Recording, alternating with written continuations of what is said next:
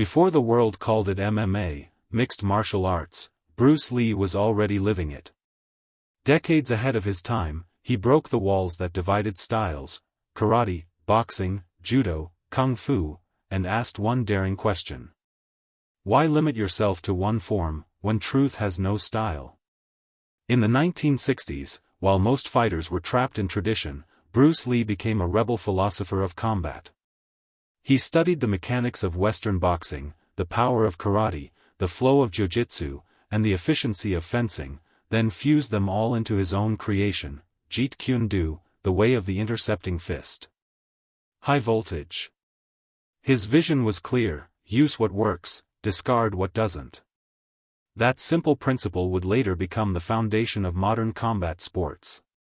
Fighters like Georges St-Pierre, John Jones, and Conor McGregor still credit Bruce as the man who changed the game. Bruce's innovation wasn't just physical, it was mental. He saw fighting as an expression of freedom, not bound by form, but guided by awareness. His training methods included weightlifting, road work, stretching, nutrition, and even mental conditioning, all unheard of for martial artists of his era. Today, every time a fighter mixes techniques inside the octagon, Bruce Lee's spirit lives on. Dragon.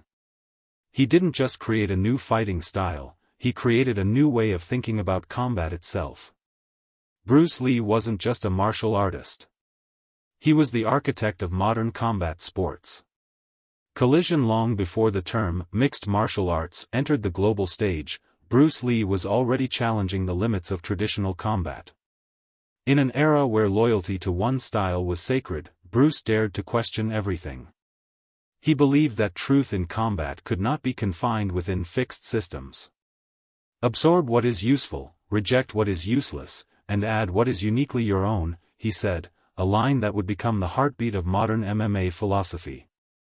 Bruce studied fighters from every discipline: boxers for their timing, fencers for their precision, wrestlers for their control, and kung fu masters for their flow.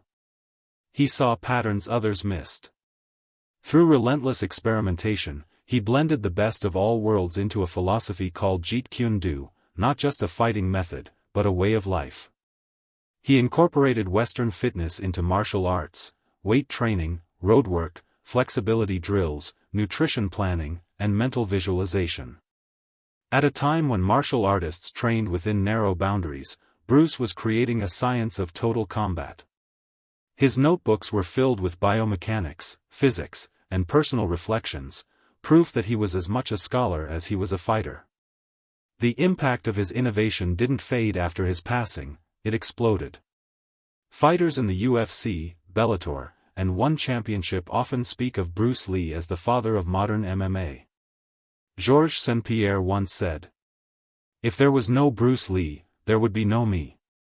Bruce's greatest legacy lies not in his films, but in the mindset he left behind.